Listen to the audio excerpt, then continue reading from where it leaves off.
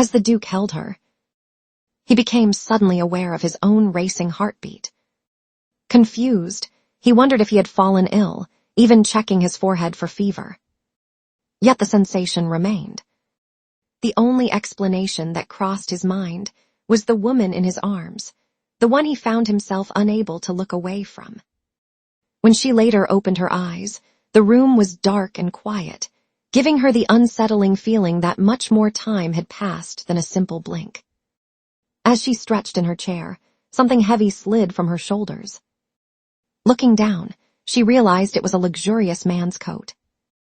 Alarmed, she turned and discovered the Duke of Claudius sitting nearby, calmly reviewing documents under the dim light of a lamp.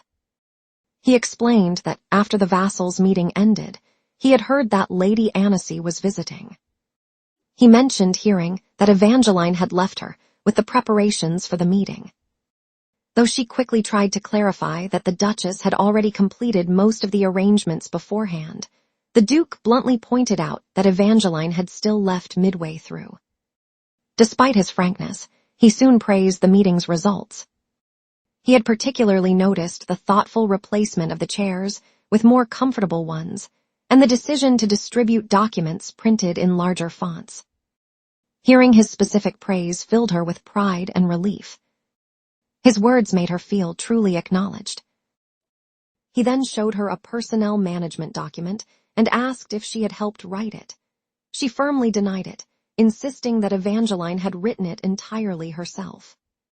At first skeptical, the Duke ultimately accepted her word.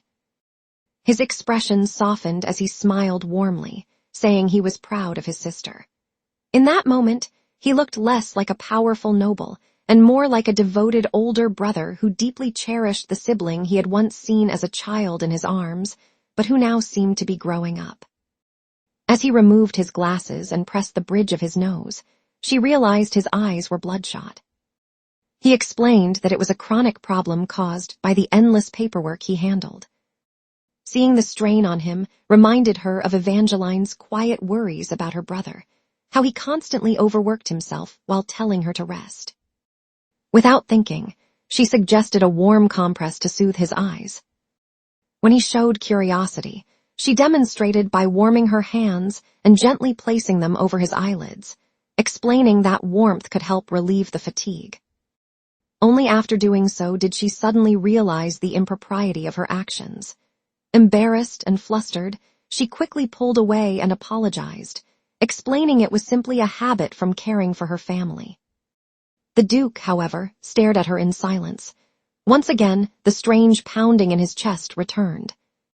Determined to understand the cause of the sensation, he held her hand and asked her to continue, claiming that his vision had been aching and dizzy the entire time. As he guided her hand back over his eyes and closed them, a soothing warmth spread through him. In the quiet darkness, the exhaustion he had carried for so long began to melt away. Only then did Dietrich truly realize how deeply tired he had been. For the first time in a long while, he allowed himself to rest peacefully. The quiet moment in the library was suddenly shattered when a sharp voice called out for Lady Annecy. At the same time, the lights were switched on, flooding the room with brightness. The Duchess strode in with her usual commanding presence, apologizing for arriving late and explaining that she had rushed as quickly as she could. However, she immediately paused in confusion when she saw the two of them sitting together in the dark.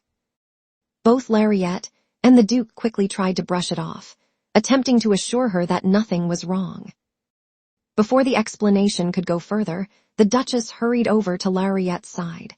With an expression that looked almost pitiful, like a rain-soaked kitten, Evangeline apologized for being late. She explained that the roses she had gone to obtain were extremely rare and difficult to import, which had delayed her. Yet as she looked more closely at them, she noticed their flushed faces and worriedly asked if they were feeling unwell.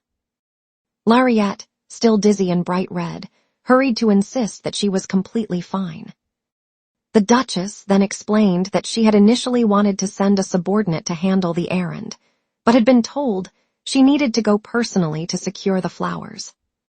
She added that she had heard the Viscountess liked roses as well, so she wanted to bring them as a gift when they visited. Still flustered, Lariette felt grateful that her friend thought of her mother. The Duke quietly observed the interaction between his sister and her friend from the side. When Lariette expressed her sincere gratitude and said her mother would love them, she also asked if the Duchess had overexerted herself just for that reason. Evangeline cheerfully admitted that she had also bought some for herself, remarking that good things were simply too good to pass up. Sensing that the two friends needed space to speak comfortably, the Duke quietly stood and left the room. After closing the door behind him, he leaned back against it in embarrassment. His cheeks were flushed as he covered part of his face with his hand, overwhelmed by the realization of what had just happened, especially the fact that he had behaved that way with his sister's friend.